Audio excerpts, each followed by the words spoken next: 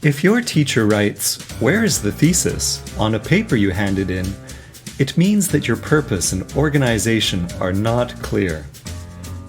If writing a paper could be compared to driving a car, then the thesis would be the steering wheel. The thesis statement is often called the most important part of an introduction paragraph, and even the most important part of an essay. It is the sentence or sentences that clearly communicate the main idea or the writer's point of view on the subject. Whatever the purpose of your essay is, that purpose should be clearly communicated in your thesis statement. Where does the thesis normally go? Your thesis should be clearly written as part of your introduction. A common place for the thesis statement is the very last sentence in the introduction paragraph. As you learned before, a common way to organize your introduction is first write the hook, the background information, and then the thesis. A thesis statement often includes the reasons for the author's point of view or the evidence that supports the main idea. For example, if the author is writing an opinion essay, the thesis would state the author's opinion, but also briefly state the reasons for that opinion. If the author is writing a problem-solution essay, the thesis would propose a solution and would identify the benefits of that solution. For a cause and effect essay, the thesis could highlight the main phenomena and then include the causes or effects that the author wants to discuss.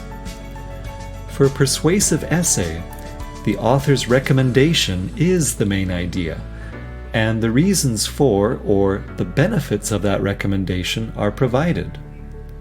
For a comparison essay, the thesis would highlight the similarity or difference as the main point and then include the qualitative or quantitative points of comparison that the author wants to focus on. For an argumentative essay, the author explains their point of view on a controversial issue as the main idea and then explains the reasons for their point of view. There are, of course, other types of essays and other ways to organize a thesis, but this popular style of organization makes it easy for your reader to know the order in which you plan to address the reasons or evidence for your point of view. How should the thesis be organized?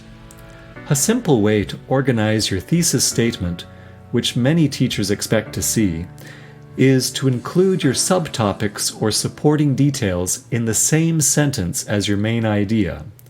For example, what if I am writing a cause and effect essay, and the topic of the essay is how COVID-19 has affected me personally?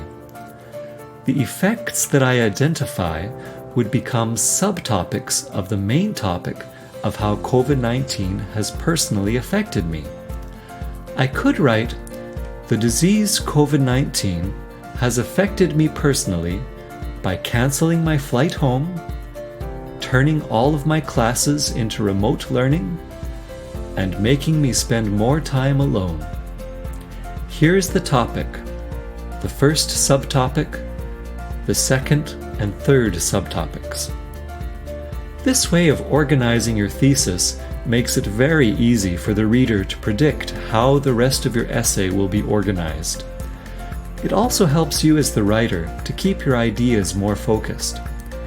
Each of these subtopics in the thesis statement can become the topic for your body paragraphs.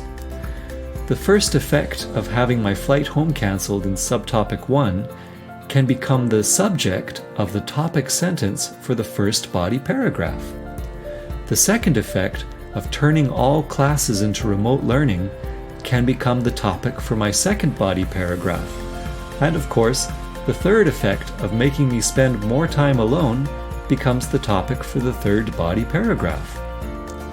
Keep in mind, this is not the only way to organize a thesis.